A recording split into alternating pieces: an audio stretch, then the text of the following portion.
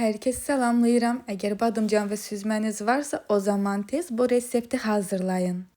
Həm hazırlanması çox asandır, həm də az ərzaq gedir. Mən ləzzətini çox sevdim. Siz də hazırlayın, fikirlərinizi sonra mənimlə bölüşün. Badımcan mezesi üçün 2 badımcandan istifadə edirəm. Badımcanların qabıqlarını soyuram.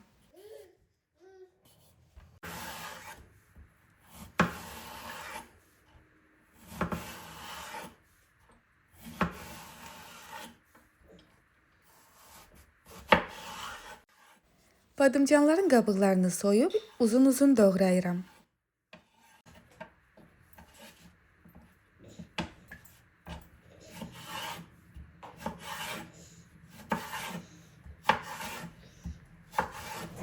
Suya duz əlavə eləyib 15-20 dəqiqə duzlu suda gözlədirəm.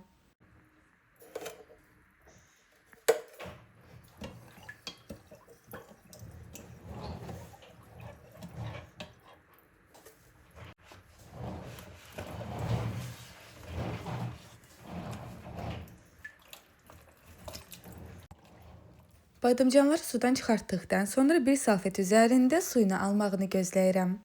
Tavaya yağı əlavə edib qızdırıram.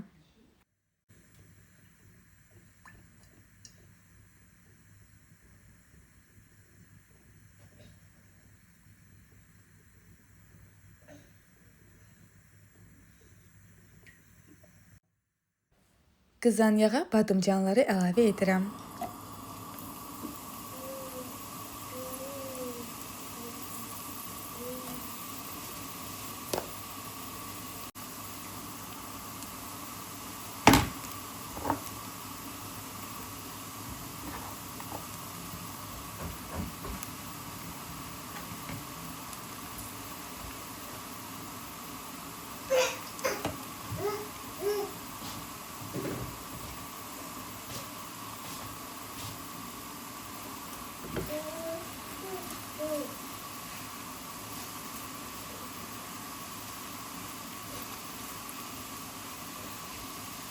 Badımcana duzu töküb qızardıram.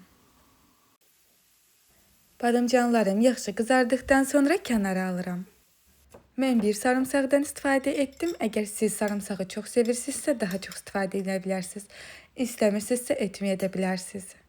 Qaba süzməni alıb üzərinə də qızartdığım badımcanı töküb yaxşı-yaxşı əzirəm. Əzildiyi zaman dadı bir-birinə daha da gözəl keçir.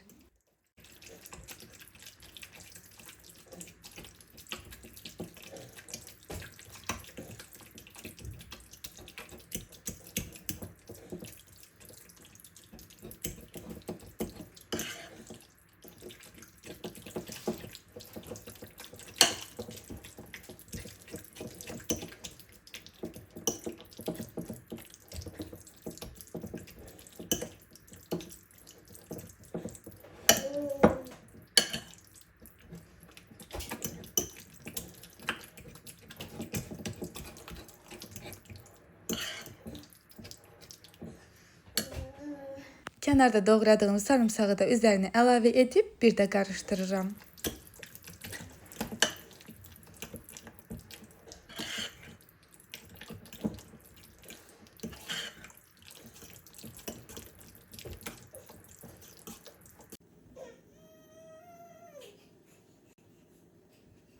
İndi üzərinə tökdüyüm yağa keçək.